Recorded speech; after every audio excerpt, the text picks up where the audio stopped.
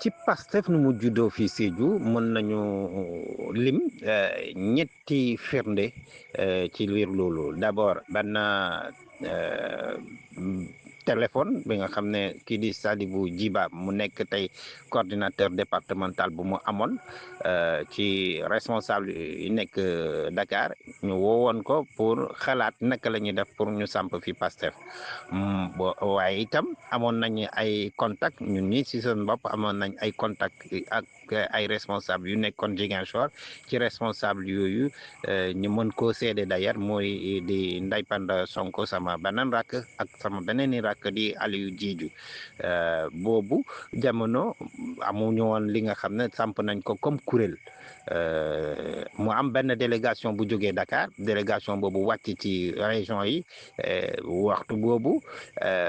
Ousmane Baro moo nekkoon ci massification bi topp ci Cheikh Aliou Bey le maire Cheikh Aliou Bey nekk ñoo nekkoon ci massification bi ñu ànd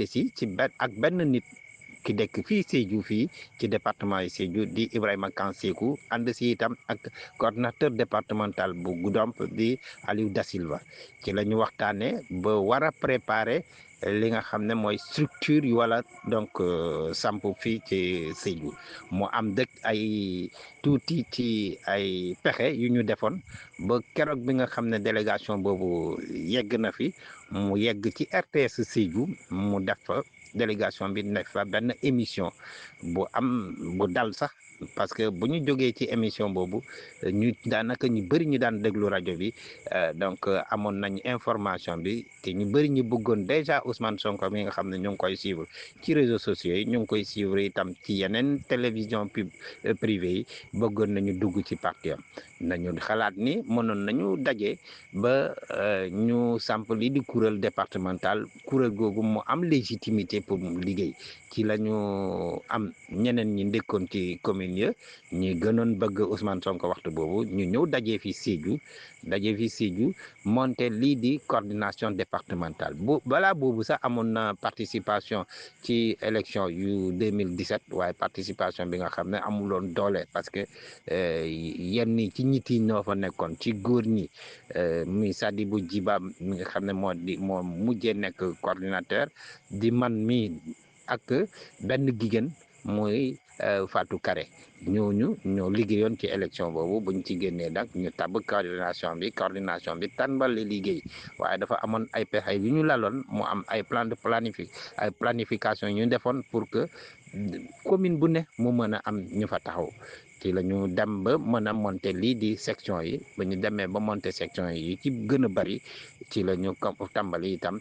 monter saa su nekk ay cellules donc maanaam liggéey bi dafa waroon gën a gaaw parce que donc suñu amoon ay moyens mais kii tàmbali métti woon na bu baax a baax ci ñun parce que amuñu woon moyen ma am tuuti li nga xam ne mooy ak samay nit ñi léegi suñu toogee ak ay xarit ak ay ñi nga xam ne ñoo fa nekkoon ci waxtu boobu dañ koy wax rek ñuy ree man ay moto rek la ñu yoroon ay moto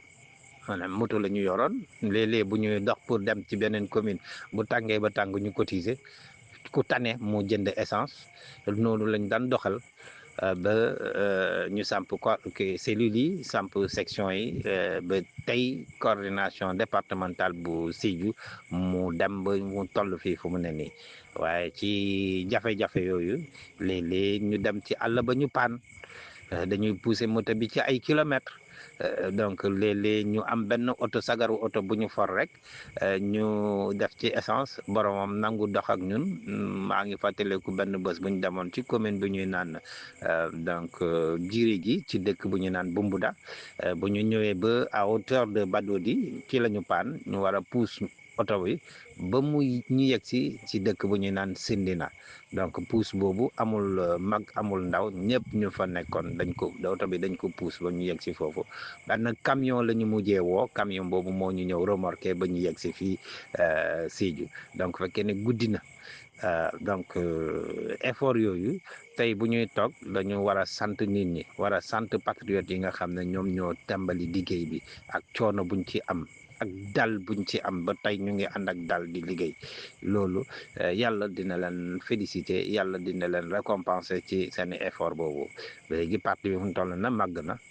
buntu yëpp ubbeeku maanaam palanteer yi sax ubbi nañ ko donc waaye ku ñëw it na nga xam ne amoon na ñi nga xam ñoo fi nekkoon te nga sargal leen baax na trop daf leen di yokk moral pour ñu continuer. buñ ci yokk rek xëy na dinañu waxtaan tuuti ci li jëm ci stratégie yi nga xam ne moo tax ba Pastef gaaw a développé wu ci Sédhiou ak moyens yi nga xam ne amuñu ko woon amuñu woon moyen léegi xalaat bi mooy lal bu ñu amul moyen naka la ñuy def ci la jigéen ñi dugg si ak benn stratégie bi buy laal ci wàllu société ak wàllu économie surtout avec honorable Ndeye Fatou Mané Coly madame Coly bu mu amee benn équipe bu mu taxawal équipe boobu di dem ci communes yi di waxtaan ak jigéen ñi di defar eau de javel di defar savon liquide di defar savon solide di liggéey ci wàllu transformation des produits locaux loolu ci biir parti bi dafa tax ba jigéen ñi manko jigéen ñi gën a jàppante jigéen ñi gën a engagé ci combat bi ñu am itam li nga xam ne taxawal nañ ko mooy commune bu nekk mu am section mais ñu xalaat it naka la ñuy def ba diaspora participer ci la ñu ci benn groupe bu ndaw la ñu am contact ak waay diaspora ba ñu taxawal foofu kuréel boobu ñoom ñu monter lu mel ni section donc ci noonu mu am seen coordinateur mu am seen vice coordinateur mu am seen bureau daal loolu ñun ci wàllu administration buñ ciy liggéey dañ koy considérer comme 15e commune bu département Sédhiou loolu taxoon na ba Pastef gën a am doole Pastef gën a am manko te diaspora boobu seen liggéey ci wàllu développement parti bi am na trop solo am na solo bu baax a baax léegi xam nañ ni pexe yooyu tey buñ koy xalaataat encore ñu koy tëggaat encore day gën a may toujours Pastef doole incha allah rabi élection yi di ñëw dina wone itam beneen xaru kanam bu Pastef ñu fàttaleku ni génn nañ 2017 ñu bokk ci élection yi ñëw nañu 2022 ñu bokk itam ci élection yi ñu am ay pexe yu ñu lal mais boobu toujours ñàkkum moyen yi ñàkkum jumtukaay tax na ba sonnoon nañ ci lool sonnoon nañ ci lool pour déplacement bi léeg-léeg dafay métti pour organiser meeting léeg-léeg dafay métti waaye lu ñu xalaat mooy li ñëw remplacer loolu mooy porte à porte maanaam ñu inspiré wu ci méthode sensibilisation yu yeneen kuréel di def ñu dugal ko ci ñu def porte à porte dañuy dox bu ñu duggee ci benn commune dañuy dox di dem am contact ak nit ñi xalaat ak ñoom diisoo ak ñoom ñu joxe seen suggestion ba ñu am ay résultats yu xaw a tane donc bu ñu demee itam ba ci élection présidentielle bu ci topp def nañ la même chose ñu gagné commune yu bëri élection législative yi yu mujjee itam ñu def benn français ñu ne def benn razzia maanaam commune yi yëpp la ñu mujjee gagné donc boobu itam dañuy sant yeneen responsable yu bokk yeneen parti parce que même bu dee waxuñu ko ci kaw dugg nañ ak seeni nit waxtaan nañ ak seen nit ne leen jox leen seeni carte waay Pastef donc ñooñu même suñu leen limul ñu leen di gërëm di sant. Le PASTEF est un parti jeune créé en janvier 2014 et indissociable de la personnalité de son dirigeant issu du syndicalisme, Ousmane Sonko, 49 ans. Salaamu aleykum maa ngi leen di nuyu bu baax di leen ziar di nuyu ñëpp di nuyu mboole mi patriote Sagna vraiment merci beaucoup ci question bi nga xam ne posé nga ma ko avant may commencer damay souhaiter un joyeux anniversaire à tous les patriotes du Sénégal ñi nga xam ne dañu nekk ci diaspora bi ak partout dans le monde mais d'abord damay jiitale samay remerciement à notre leader le président Ousmane Sonko pour sa vision son courage et son sacrifice pour le Sénégal donc dañ koy en tout cas dañ koy remercier mais di remercier tous les patriotes ak képp ki nga xam ne gëm nañu projet bi ce projet de rupture ba ñu àgg fii nii tey mooy parcours Pastef ci département bu Médina Yoro Foulah suñu jaar-jaar naka la ñuy def ba parti bi dugg ci département bi avant tout loolu d'abord dañuy remercier Assane Diop ki nga xam ne moom moo nekk le coordinateur départemental de Rufisque mu nekkoon enseignant di doon jàngale fii dans la commune de Ndorna à Sari Diaobé bu mu nekkee fii nii lui c'était voilà moom patriote la woon déjà mu nekkoon le coordinateur départemental de Rufisque ñu xamante fii nii à Ndorna man ci boobu maa ngi doon yëngu ci ay mouvement parce que dañ créé woon benn mouvement ma jiite woon ko nekkoon le président du mouvement des jeunes de la commune de Ndorna dañ doon xeex lépp luy injustice mais aussi dañ doon kii nii ci lépp loo xam ne day développer commune bi lu mel ni social ak yooyu noonu dañ doon yëngu ci côté yooyu noonu après aussi ñu dem créer l'association des jeunes de Ndorna bi nga xam ne boobu c'était uniquement pour le village buñ ko defee nag ay politiciens yu bëri ñëw nañu commencé wu intéressé wu si ñun si suñu mouvement surtout à ma personne ñu bëgg vraiment ñu liggéey ak ñoom c'est comme ça que monsieur Diédhiou bi nga xam ne moom moo ma yoroon bu may def primaire mu woo ma mu ne ma vraiment Balde gis naa la tu es un jeune très dynamique engagé wu nga te vraiment gis naa ne mun nga sori boo defee politique mun nga ci sori te mun nga en tout cas am nga ci avenir daal am nga avenir boo xam ne tey boo defee politique yaakaar naa ne vraiment mun nga contribuer ci lu bëri ci département bi mais surtout dans ta commune mooy commune Ndorna mu ne ma man damaa bëgg nga dugg nga engagé wu ci politique ma ne ko bon mu ne ma woy man loolu laa gis damaa bëgg nga dugg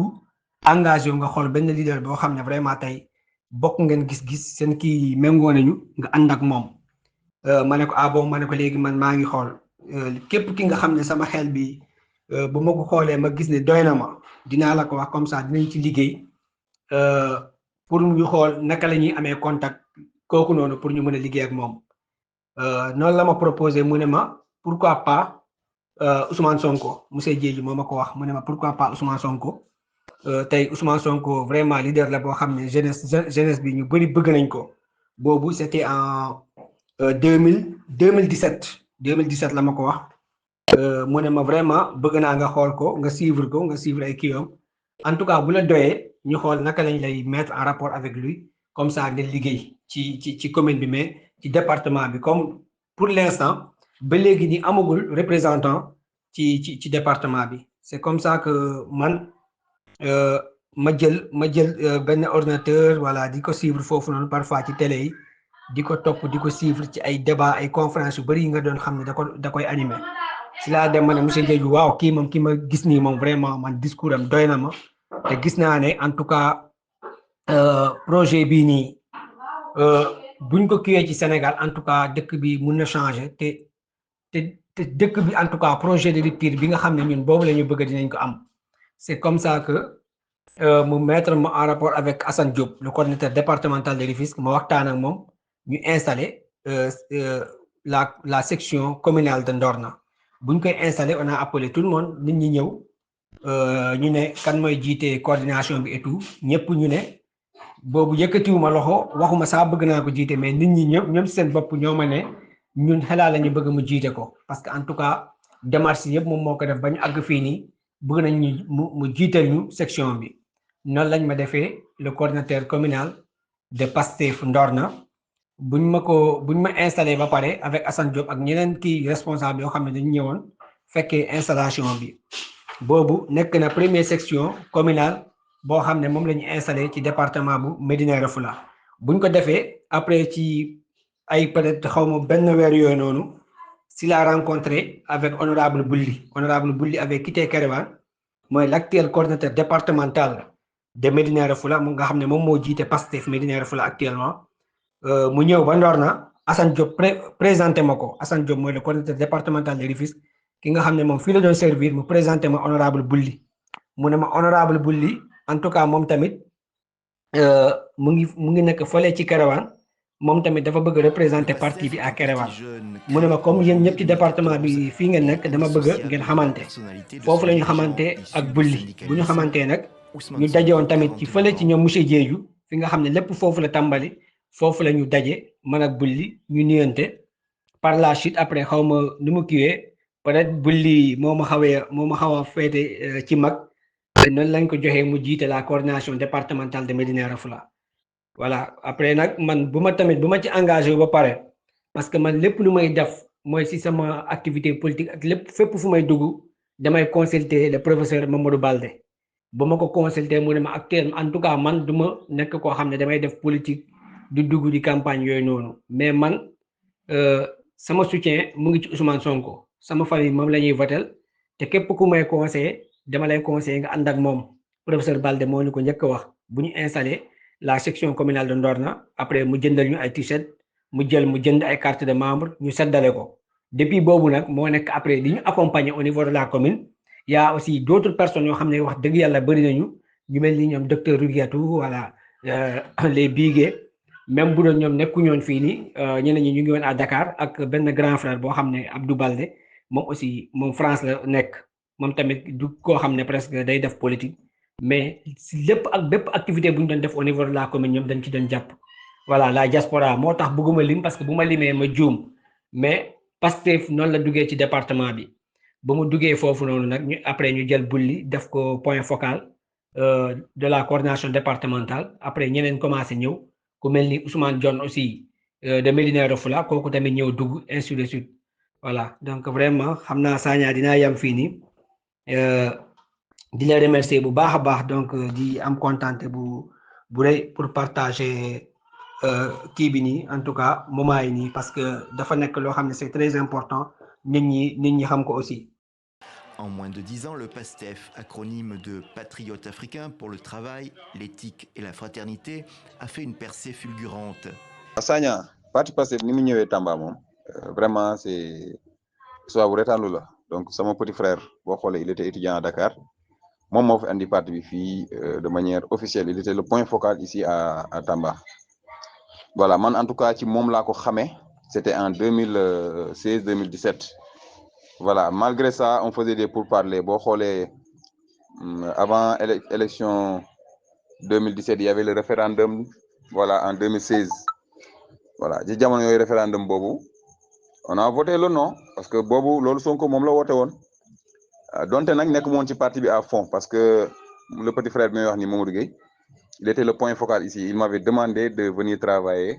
avec lui ou bien de gérer le parti parce que moom il n'est pas un politicien voilà te dafa waroon jàngi amul temps bi waaw moom ñoom Sonko nag ñu doon ànd di dem Gueule Tapée di dem Tilène di wàcc sur le terrain di def massification bi ma waxee loolu ma ne ko boy man de Ablaye Wade ay idéologie am laa gëm nag xam nga je suivais Sonko je vois qu'il avait des traits avec Ablaye Wade j'hésitais mais nag ci laa ne boy bi comme man je ne suis pas quelqu'un qui change de conviction d'un jour à l'autre ma ne ko wax dëgg yàlla Ablaye Wade la am yaakaar ne dina mën a jëmee réew mi fenn parce que innovation yi mu yor idée yi mu yor voilà donc ñun ñëpp dañ ko gëmoon mais par la suite ma demee gis ne Ablaye Wade mii sa waay jëmul kër ndax ñi ko wër voilà après ci la préféré xam nga toog demoon naa ba commencé dugg si yenn bànqaas sax donte musuma am carte ci laa toog après je suis revenu ma ne ko mais yow yaa ngi ma doon waxu parti bi léegi ñëwal ñu xool nu ñuy def ba taxawal parti bi mu ne ma loolu kay ci yow la des ma ne ko baax na léegi dinaa jéem a xool yan gars laay contact ñu jéem a xool nu ñuy taxawalee parti bi fii par yàlla def nag ci diggante bi ma dem commission examen dans la commune de Neteboulou voilà donc ma daje fa ak des collègues ñuy waxtaan j'ai soulevé le débat de Sonko ñu nekk fa di wax y a un collègue qui s'appelle Abdou Mbacké Samb bu ñëw ne moom mais kooku man maa ngi ko doon suivre 2S sa fameuse émission bu mu defoon à 2STV xam nga mu ne moom nii la toogee di ko seetaan moom jabar bi ñuy waxtaan naan kii moom wax dëgg yàlla ku am avenir la nii la ma ko waxee am avenir la ku dëggu la xam nga ma ne ko kooku nag sama petit frère moo nekk point focal am fii Tamba mu ne ma bon ma ne ko oui ma ne ko d'ailleurs bu la neexee sax voilà mun nañu taxawal benn structure parti bi fii au niveau de Tamba ma ne ko d'ailleurs il était jamono yaa 2018 la ma ne ko jamono yooyu ma ne ko d'ailleurs il était le comment dirais-je le candidat sur les élections législatives yi nga xam amoon na fi en 2017 sous la bannière de la coalition Ndawi Askan Wi il était le seul candidat ici à Tamba voilà te mi ngi woon ci liste yi mu ne ma bon ma ne ko oui mu ne ma ne ko bu ñu demee naa la présenté d'ailleurs il est venu à la maison je l'ai présenté à mon petit frère avec yeneen gars ay Bourdamel Fall une fille qui s'appelle Aïssatou Samb voilà ñoom déjà il travaille avec le petit frère voilà donc noonu lañ def bi ñu dajee ak Abdou bi mu ñëwee suñu kër ñu waxtaan on a discuté après mu dem bon bi ñu demee ba après ay un mois je me suis réactivé ma ne ko mais affaire bi ma doon wax noonu nañu fexe ñu taxawal la première cellule fekk carte de membre yi ñëw na ñu commencé distribuer carte de membre yi moom muy jaay man may jaay voilà quoi noonu bi ñu jaay ay carte ba pare après ci lañ ñëw koñam loolu aussi c'était sur mon initiative parce que boobu jamono yooyu man maa ngi dëkkoon Kanawetaan voilà jóge foofu nag tuxu si bees au niveau du quartier Liberté voilà donc comme dama doon soog a ñëw mënu ma woon miin quartier bi ba fay taxawal cellule donc j'ai préféré bàyyi sama quartier bi nga xam foofu laa jóge woon voilà bañ fa delluwaat quoi di monter cellule après ci laa woo Abdou ne ko sa waay nañ taxawal cellule benn structure parti bi fii jamono yooyu miinuñu woon sax affaire yi voilà ci lañ dem taxawal la première cellule quartier plateau je me rappelle il y avait des collègues qui étaient là-bas ñi ngi fi ba tey ñoom monsieur Guindo voilà il y avait les jeunes Diko ainsi de suite ñoo xam ñi ngi dëkk Kanawetaan boo gisee ma leen cité ay seede lañu voilà noonu ci la ñu dajee foofu xam nga ci biir consensus moi-même personnellement man maa ne Abdou Mbacké Samb comme yow la ñu fekk si fii est-ce que doo jiite rek cellule bi voilà bu ko defee après voilà donc man ma nekk sa adjoint et quand j'ai proposé ça tout le monde a adhéré ñëpp d'accord moom tamit mu ne ma ah waaw d'accord baax na moom tamit après en retour il m'a proposé à ce que je sois aussi l'adjoint donte man dëkkuma si quartier boobu noonu lañ def ba taxawal la première cellule tey première cellule boobu noonu mooy dox di monter ay cellule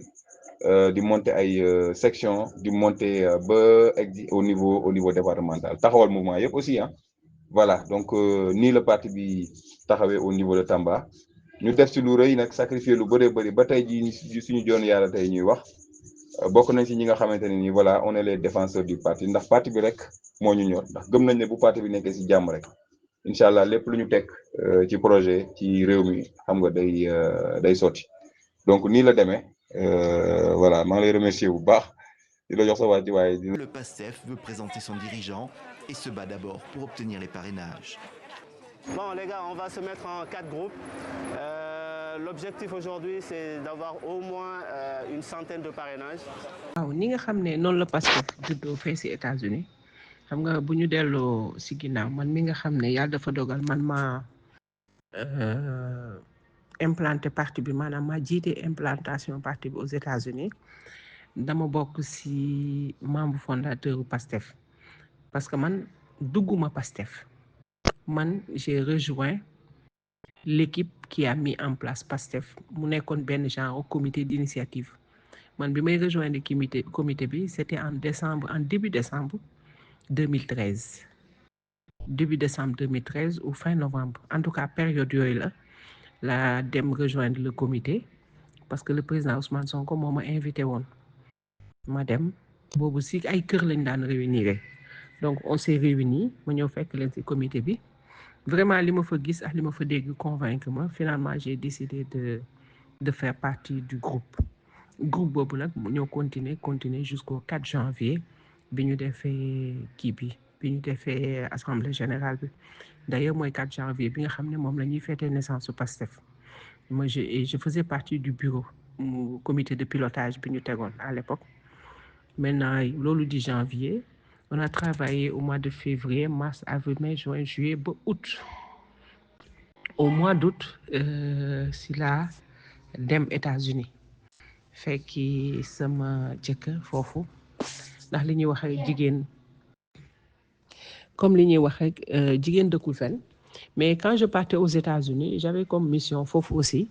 d'implanter le parti, de le massifier dans la diaspora léegi bi ñu demee c'est en 2014 2015 2016 képp koo xam ne da nga bëgg a bokk PASTEF souvent à partir discours Ousmane Sonko parce que apparition am dafa doon yokku muy def discours boo xam ne dafa attirer attention sénégalais yi léegi nag képp koo xam ne da nga bëggoon rek bokk PASTEF souvent bu dee si côté diaspora bi dañ naan la woowal Aïcha donc aux États-Unis c'est la même chose nit ñi di ma woo ne ma dañu bëgg a bokk mais aussi bi ñu yeggee États-Unis déclic bi mi ngi am à partir de 2016 2016 mooy période bi nga xam ne si la ñu radié Ousmane si fonction publique mu nekkoon lu metti sénégalais yi à l'intérieur comme à l'extérieur loolu nag gën na yokk attention bi nga xam ne porté nañ ko si le président Sonko léegi nag boobu nag ñun aux États-Unis boobu amoon na nit yu commencé woon adhérer ñu commencé di réunir et ñu ngi def suñu assemblée générale d'ailleurs ñun ñooy première coordination bu ñu taxawal ci diaspora bi ñu ngi def suñu assemblée générale en 2016 je pense que c'est au mois d'octobre si lañ ma porté à la tête de cette coordination mais pour mieux massifier le parti parce que États-Unis dafa rëy il y a 50 États pour massification bi gaaw dañuy jëndoon benn temps d'antenne léegi temps d'antenne boobu c'était les mercredis soirs ñu doon animé man il y avait je pense Mamadou Goudiaby qui était de Indiana avec une autre dame madame Ba ak Moustapha Bodian je me rappelle très bien ñoo daan jaar ci rajo bi chaque mercredi di def propagande et il arrivait même que ñu invité ay responsables yu nekk Dakar président Sonko par exemple ñëw na invité woon nañ ko mu ñëw je pense que Biram mës na ñëw mais je pense que émission boobu mujjul nekk mais il y a également Bassirou mës nañ ko defal enregistrement à partir de Dakar ñu teg ko donc de fil en aiguille ñu yàlla dimbali ñu les adhésions se multiplier et parti bi di gën a am doole au niveau de la diaspora yeneen coordination juddu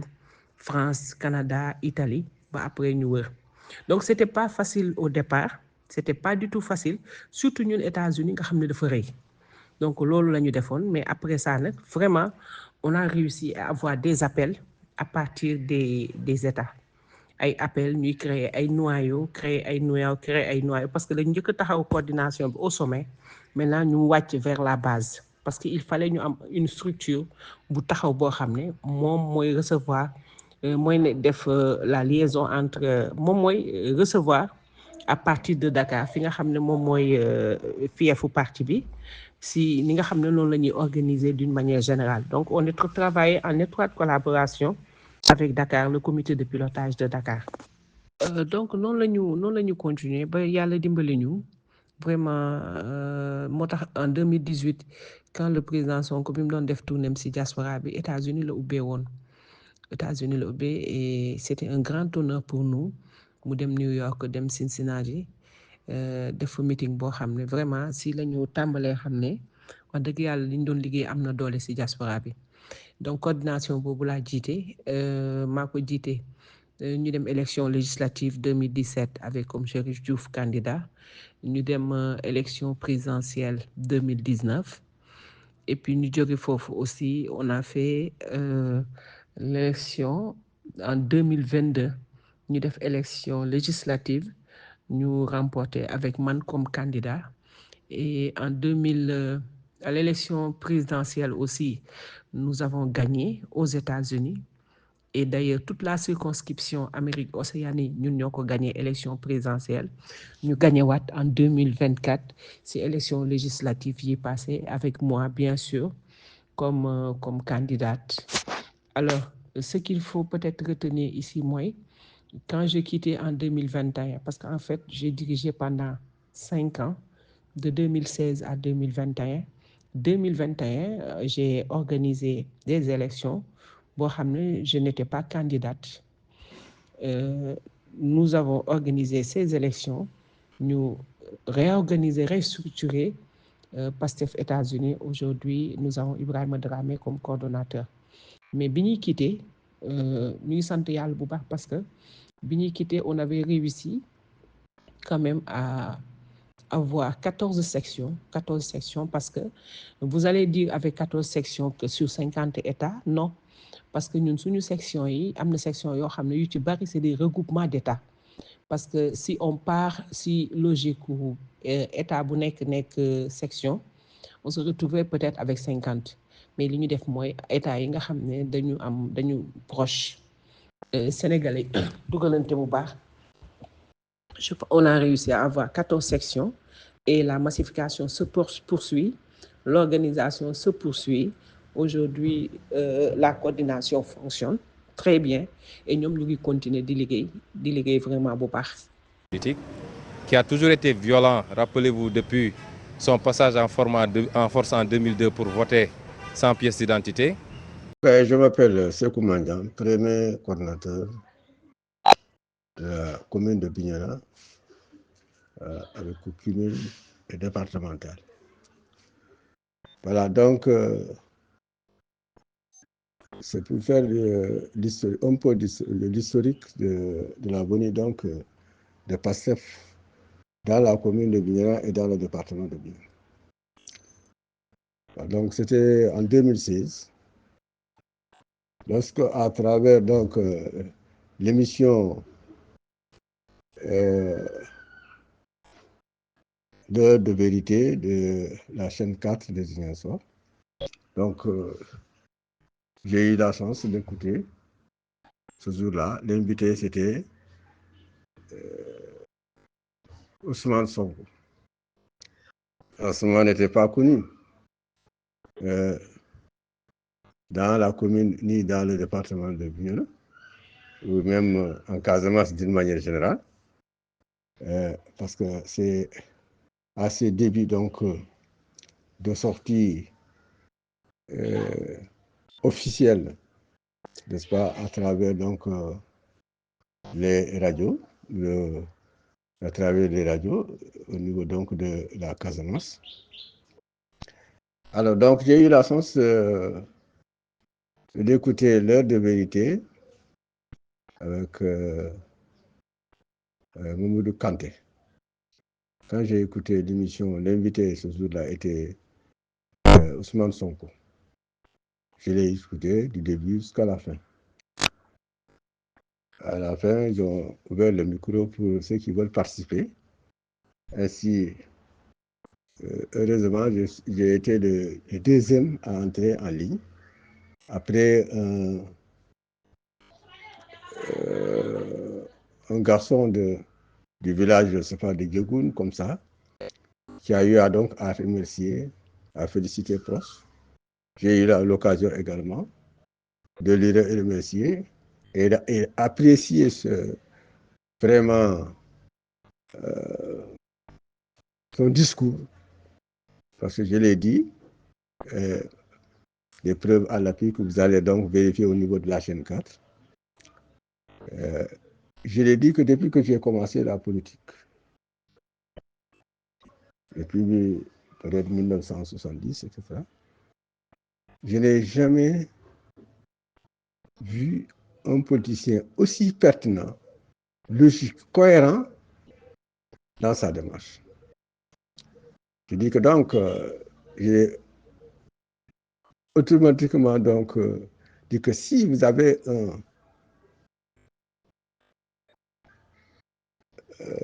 un militant au niveau de Bignona, de la commune de Bignona et du département de Bignona, ce serait moi. Voilà. Donc, je suis, à partir d'aujourd'hui, j'ai quitté mon parti, mon ex-parti, parce que j'étais, après la LD, j'ai fait l'aventure également au niveau de Réumi, au niveau de Réumi, avec Idrissa Seck, 2007 en 2016, pour rejoindre définitivement donc, le PASTEF. Alors, c'est ainsi qu'à travers la mission-là, j'ai été retenu parmi donc, les militants de PASTEF à Bignona. Et lorsque les premiers renseignements, les premiers papiers, les premières cartes sans numéro étaient venus, bon, on m'a envoyé tout le document de PASTEF par l'intermédiaire de Aliou Diédhiou. Aliou Diédhiou qui était donc professeur à Ziguinchor. Je ne sais pas il occupait quel poste au niveau du PASTEF, mais celui qui m'a envoyé tous les papiers donc, de PASTEF et m'a donné ça, c'était au mois de juillet. Au mois de juillet, après les examens du BFM. Alors, il m'a remis les papiers donc, de PASTEF, tout en me disant que donc, j'ai rencontré pendant les examens n'est-ce pas, des corrections du BFM, j'ai rencontré un autre élément du nom de Abdurrahman Djidj, qu'on appelle Abou Djidj, on l'appelle Abou Djidj. Je dis que oui, je le connais. Il m'a dit que bon, il dit qu'il est intéressé également. Donc, il faut prendre contact avec lui et vous commencez à massifier. Voilà, c'est que j'ai reçu donc les renseignements du parti et j'ai appelé l'autre là, Abrahman. On a échangé, donc on a commencé la massification. Donc, on a commencé la massification petit à petit de juillet, août, jusqu'en septembre, n'est-ce pas? C'est que j'ai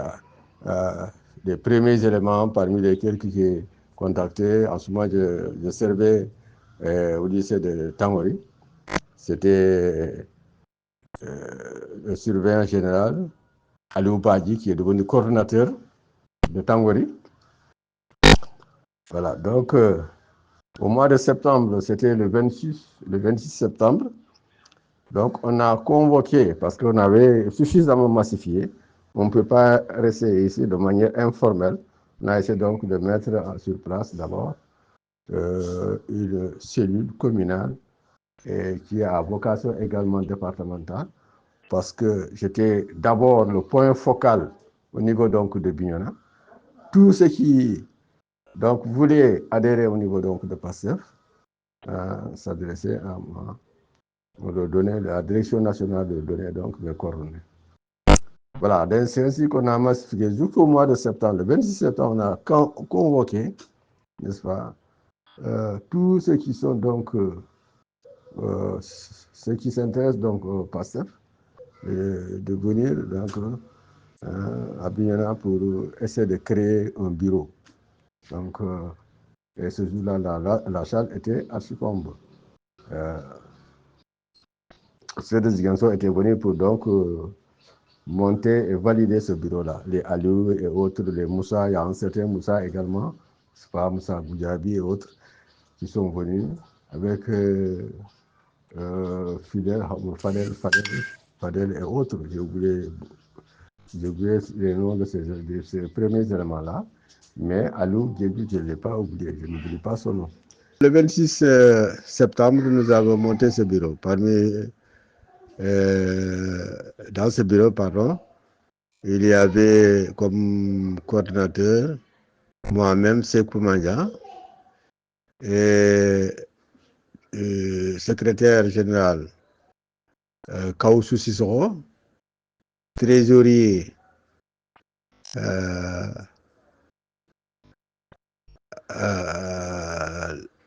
Alassane Sané, comment Alassane Sané, je crois. Hassan Sané, pardon, c'est Hassan Sané. Au lieu de Alassane, c'est Hassan Sané. Et chargé de la communication, c'était Aliou Badji. Aliou Badji. Voilà, donc voilà à peu près le bureau avec d'autres éléments. Hein? Chargé de la massification, il y a Abou Djidj, chargé de la massification. Responsable des femmes, il y avait Nafi Sonko. Nafi Sonko, responsable des femmes. D'autres également, hein, j'ai oublié le premier bureau, mais le premier bureau est au niveau de Dakar et aussi détenu par le secrétaire général, en l'occurrence Kaoussou Sissoko. Voilà, donc c'est dit qu'on a travaillé de 2016 en 2017, nous sommes partis en élection, en députation, n'est-ce pas, les élections législatives, avec comme d'autres responsables au niveau du département, celui qu'on a choisi comme candidat du département. Et Yankoba Sanyam Di Braba que la terre lui soit légère, qui est décédé ces temps passés. Mais au niveau de la liste départementale, il y avait Ismaël Sané comme premier résistant. Et son adjoint, c'est Ndeye Diatta, je sais pas comment Diatta de Moulomp. Voilà, donc nous avons battu campagne avec Bourabé, tout le département. Et vraiment, donc, je rends hommage à Bourabé, qui a été également un grand dans le parti et qui a aussi participé à la grande massification à travers les villages. En 2017, après les législatives, j'ai eu encore l'adhésion de grands militants de Thionkessil, du nom de Ousmane Mané. Voilà, cet homme est exceptionnel. Ousmane Mané est un homme exceptionnel. Parce que quand il est venu, il a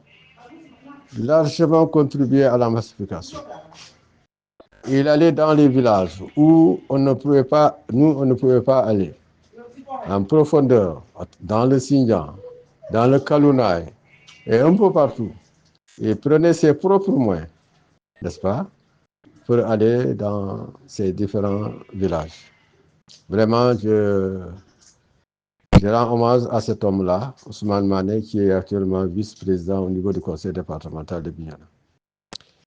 Et aussi Alou Badji, qui est coordinateur. Parce qu'à un certain moment, on avait dit que donc, il faut, chacun va aller retourner dans sa commune pour militer là-bas et créer, n'est-ce pas? Voilà. Donc, c'est pourquoi on a la première cellule de Bignona, on l'a donc considérée comme étant départementale. Parce que dans cette cellule, il y avait des éléments n'appartenant pas à la commune de Bignona. Voilà, donc nous avons monté à travers le département également d'autres cellules.